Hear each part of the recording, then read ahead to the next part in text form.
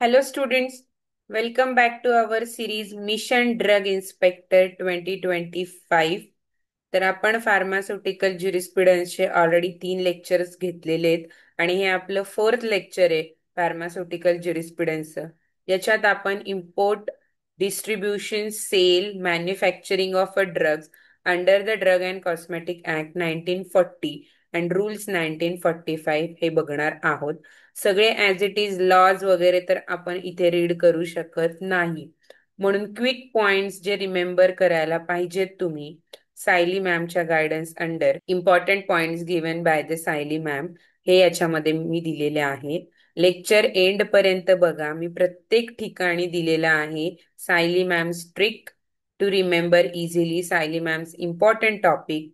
So students, don't waste your time, quick revision करा, quick वाचा, पटापट सगळं करा. एकाच टॉपिकवर खूप वेळ वाचत बसू नका. तर चलो, let's get started. Import of a drugs, MPSC Drug Inspector 2025. Now first, what is legal basis? The governed by Chapter 3, Section 10 to 30 13 of a drugs and cosmetic act. म्हणजे इम्पोर्ट ऑफ अ ड्रगचं सगळं कशामध्ये दिलेले आहेत lodge, rules and regulation, तर chapter 3 मध्ये section 10 to 13 मध्ये. Corresponding rules दिलेले आहेत 43 to 50A मध्ये of the drug and cosmetic. Remember काय करायचंय आपल्याला, इम्पोर्ट साठी चॅप्टर 3 चे सेक्शन्स आहेत 10 to 13 आणि रूल्स आहेत 43 to 50A. क्लियर आहे. Next is prohibition of import. It is under the section 10.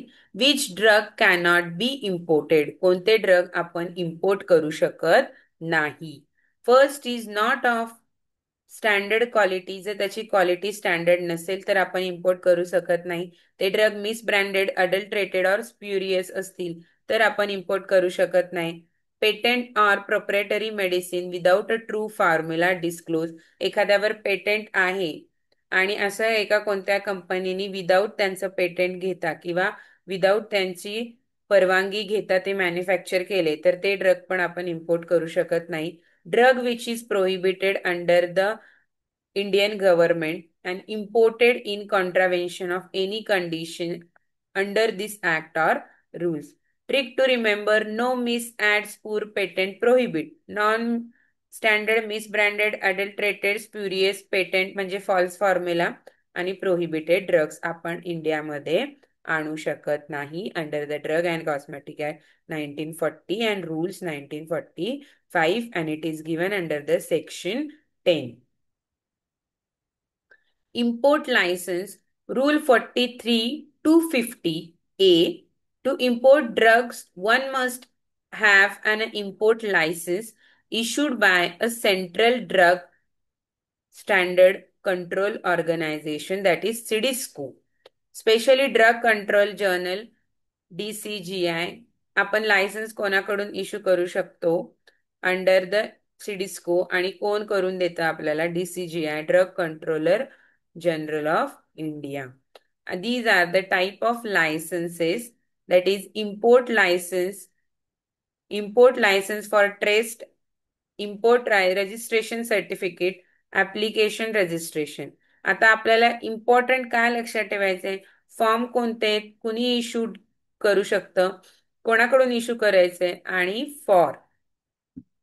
First one is type import licence form number 10 issued to importer and for commercial import of drug. License for test or trials form number 11. Researcher और institutes जे कोणी पण आपले licence, import licence पाहिजे काही testing आणि trials करण्यासाठी ते हे इश्यू करू शकतात फॉर एक्झामिनेशन, टेस्ट और analysis. Third, registration certificate form number 41. Foreign manufacturer issue करू शकतात to register manufacturing site and product in India. Application for registration, that is form number 40. Indian agent or importer for on behalf of foreign manufacturer. कोणी foreign manufacturer असेल आणि त्याच्या behalf of कोणी India मध्ये manufacturing करण्यासाठी import करण्यासाठी register करत असतील तर त्यांनी फॉर्म नंबर 40 वापरणं गरजेचं आहे. Trick to remember: 10 for trade, 11 for test, 40 for apply and 41 for allow. 10 for trade म्हणजे जे इम्पोर्ट करायचे, ट्रेड करायचे. 11 फॉर टेस्ट म्हणजे टेस्ट आणि ट्रायल साठी. 40 फॉर अप्लाय ऍप्लिकेशन रजिस्ट्रेशन साठी. आणि 41 for allow the foreign manufacturer to manufacturing site, register manufacturing site. Clear आहे?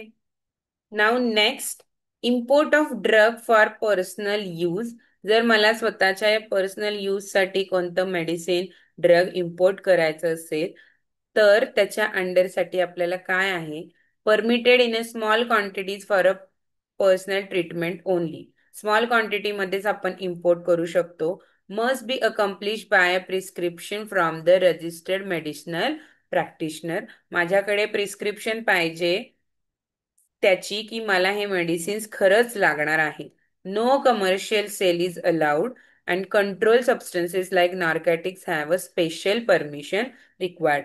मला स्वतः माझ्या ट्रीटमेंटसाठी कोणतं मेडिसिन लागणार असेल तर मी ते इम्पोर्ट करू शकते, पण त्याच्यासाठी वेगळं लायसन्स घ्यावं लागतं मला. आणि मी स्मॉल क्वांटिटीमध्येच इम्पोर्ट करू शकते आणि त्यात पण माझ्याकडे त्याचं प्रिस्क्रिप्शन पाहिजे रजिस्टर्ड मेडिसिनल प्रॅक्टिशनर कडून. आणि अजून जर ते ड्रग नार्कोटिक असेल तर मला स्पेशल परमिशन्स घेणं गरजेचं आहे. Next is labeling and packaging of imported drugs.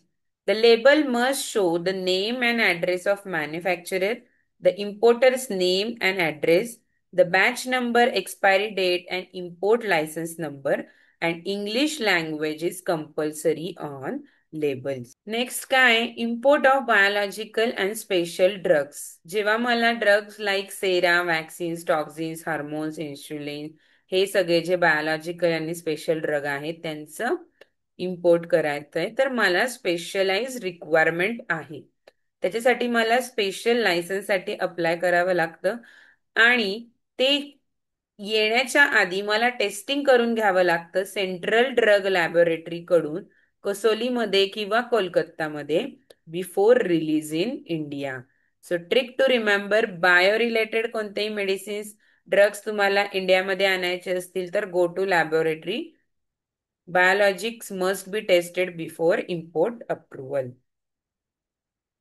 Most important point: offenses and penalties under the import. Import of adulterated spurious drugs or spurious cosmetics or any other cosmetics containing any ingredient which may render it unsafe or harmful for use recommended under the directions.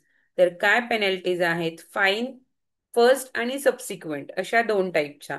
First penalty काय राहणार आहे? 5,000 per year.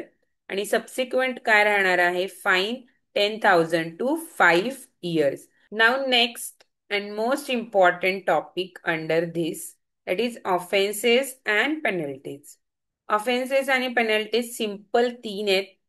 पहिल्यामध्ये जर import of adulterated स्प्युरियस drugs और स्प्युरियस cosmetic और any other cosmetic which is contain a ingredient which is declared as a unsafe, harmful for recommendation, then the first fine is 5,000 per year and subsequent is 10,000 rupees per 5 years.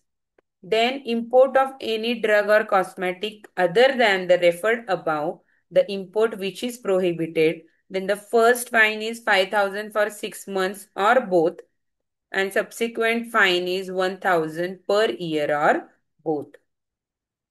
Import of any drug or cosmetic with in contravention of any notification issued under the section 10A, then the fine is rupees 5,000 per 3 years or both. ह्या offences आणि penalties आहेत.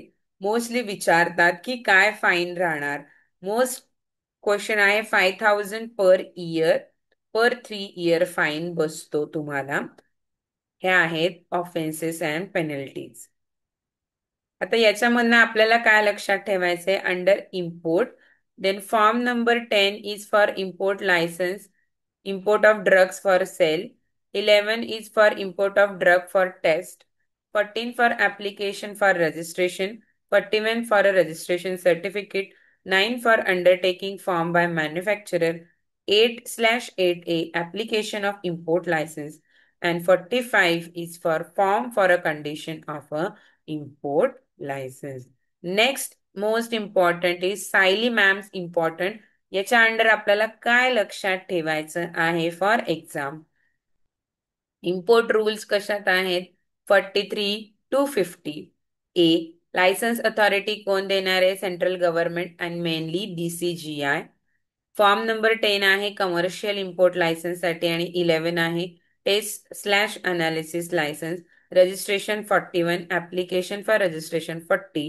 Biologic tested central drug laboratory शिवाय import licence मिळणार नाही. आणि ज्या ड्रगचं prohibition under the section 10 आणि पेनल्टी सेक्शन 13.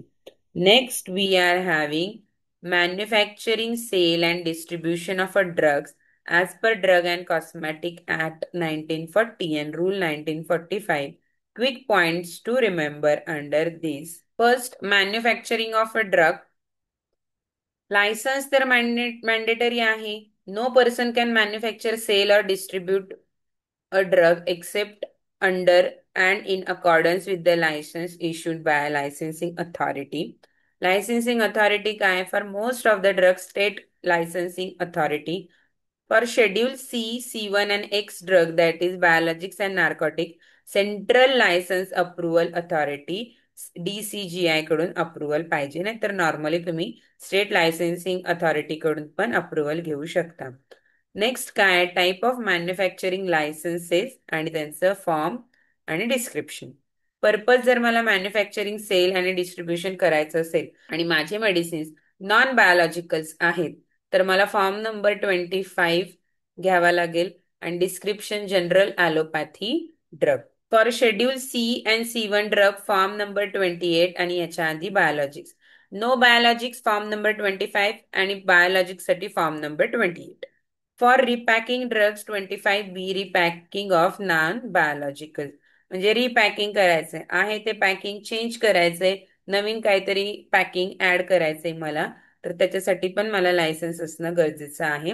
जसं मोस्टली कंट्रीजमध्ये करतात की वेगळ्या कंट्रीमध्ये मॅन्युफॅक्चर असतं आणि आपल्या कंट्रीमध्ये आल्यावर आपण आपल्या नेमनी मॅन्युफॅक्चर करतो, असंही चालतं थर्ड पार्टी त्याच्यासाठी. Loan licence that is using other firms facility form number 25A and form number 28A for those who don't have their own factory. Test आणि एक्झामिनेशन करायचं असेल तर मला form number 25 for R&D or testing purpose only. Now, Siley ma'am, smart trick to remember 25, 25A, 25B, 28 and 29. 25 for sale, 25A assist. That is दुसऱ्यांच्या इथे जाऊन आपल्याला करायचं तर ते असिस्ट म्हणून तसं लक्षात ठेवायचं. 25B बॉक्स लक्षात ठेवायचं which is repack and 28 for biology and 29 for test. Clear आहे. Conditions for grant of a licence. Premises must comply with the Schedule M, that is good manufacturing practices. Competent manufacturing technical staff, that is manufacture साठी तुम्हाला B Farm or equivalent staff पाहिजे आणि testing साठी approved analytical chemist or biologist पाहिजे. Proper records of raw material production and distribution. Inspection by drug inspector before approval. That inspection by drug inspector before approval. आणि Sayali ma'am smart trick काय schedule M लक्षात ठेवायचं. Missionary, man power, method आणि maintenance चारही गोष्टी तुम्हाला schedule M मध्ये दिलेल्या आहेत. आपण तेही बघणार आहे गुड मॅन्युफॅक्चरिंग प्रॅक्टिसेस आणि लॅबोरेटरी प्रॅक्टिसेस नेक्स्ट लेक्चर मध्ये. Sale of a drugs license required for a sale, retail or wholesale license mandatory under the rule 61 and 64. आधी जे बघितलं ते मॅन्युफॅक्चरिंग साठी, हे आहे सेल ऑफ अ ड्रग साठी. Type of a sale. Retail licence आहे form number 20 for non biologics, 21 for schedule C and C1. Condition sold under the pharmacist supervision. होलसेलरचं लायसन्स पाहिजे तर फॉर्म नंबर 20B आणि form number 21B. Sold आणि ते sold to dealers, hospitals and etcetera. Registered licence is non drug is that is form number 20A and 21A for limited sale without pharmacies. Simple trick काय आहे smart trick? 20 for retail, 20B for bulk that is wholesaler, A for alternative and 21 special for biologicals. प्रत्येक ठिकाणी येणार non biologicals आणि biologicals, त्यांना separate licence असतं. Distribution of a drug. Only licensed person can distribute stock or exhibit the sale of any drug. Distributors must purchase only from licensed manufacturer or dealers. And storage condition must meet the standard. आपण काय बघितलं आधी? Manufacturer बघितले, मग बघितलं sale of a drug, आणि सेलमध्येच आपण distributors बघतोय. डिस्ट्रीब्युशन करणाऱ्यांचं काय काम आहे? ज्यांच्याकडून परचेस करतायत त्यांच्याकडून जे लायसन्स्ड मॅन्युफॅक्चर आणि डीलर्स आहेत त्यांच्याकडूनच परचेस करायचं, आणि जे काही तुमच्याकडे ड्रग्ज आहेत त्याची स्टोरेज कंडिशन मीट व्हायला पाहिजे. Now next, offences and penalties. Type of offence आणि त्याचं पनिशमेंट काय आहे? Manufacturing sale of adulterated or spurious drug जर केलं तर imprisonment for 5 years to life time होऊ शकतं. त्याच्यामुळे जर काही प्रॉब्लेम झाला तर ते ॲज पर केस, आणि fine greater than or equal to 1 lakh और 3 into ड्रग व्हॅल्यू. ती जेवढा केवढा ड्रग होता त्याचा 3 times तुम्हाला द्यावं लागेल. Not of standard quality and non serious, imprisonment less than or equal to 3 years plus fine greater than or equal to 50,000. Without licence जर तुम्ही करताय काही गोष्टी तर तुम्हाला इम्प्रिझरमेंट होऊ शकतं 5 वर्षांसाठी किंवा त्यापेक्षा कमी, आणि 1 lakh फाईन बसू शकतो. मिस ब्रँडेड ड्रग असेल तर इम्प्रिझरमेंट तुम्हाला 1 year साठी होऊ शकतं, आणि fine equal or greater than 20,000. हे लक्षात ठेवायचे, याच्यावर एखादा तरी क्वेश्चन येतो. Next, Sayali importance for MPSC drug inspector exam. Act section लक्षात ठेवायचं आहे. 16 to 33 रूल्स आहेत. 68 to 105 हे सगळं कशासाठी चाललंय? Manufacturing sale manufacturing sale and distribution of drug साठी. इम्पोर्ट साठी आपण ऑलरेडी बघितलं. Manufacturing forms 25 general, 28 bio, 29 test. Sale form 20 retailer, 20B wholesaler. Schedule M GMP आहे. अथॉरिटी स्टेट लायसेन्सिंग अथॉरिटी और DCGI. आणि पेनल्टी सेक्शन्स आहे 27 to 28. तर इथे स्टुडंट आपला 4th लेक्चर संपलेला आहे फार्मास्युटिकल ज्युरिस्प्रुडन्सचं, ज्याच्यामध्ये आपण import, distribution, sale and manufacturing of a drug बघितलेला आहे. आपण शॉर्ट पॉइंट्स घेतोय कारण आपल्याला क्विक रिव्हिजन साठी पाहिजे. खूप लेंदी लेक्चर्स पण ठेवले तर तुम्हालाच नंतर प्रॉब्लेम येणार आहे बघण्यासाठी, रिवाइज जेव्हा तुम्ही करणार आहे, म्हणून मी शॉर्ट शॉर्ट पॉइंट ठेवलेत. तर स्टुडंट्स, हे लेक्चर तुम्हाला आवडलं असेल तर like, subscribe and share with your friends, जे कोणी MPSC ड्रग इन्स्पेक्टर 2025 ची प्रिपरेशन करत आहेत. सगळ्यांनाच हेल्प होणार आहेत. तो चलो students, all the best, bye.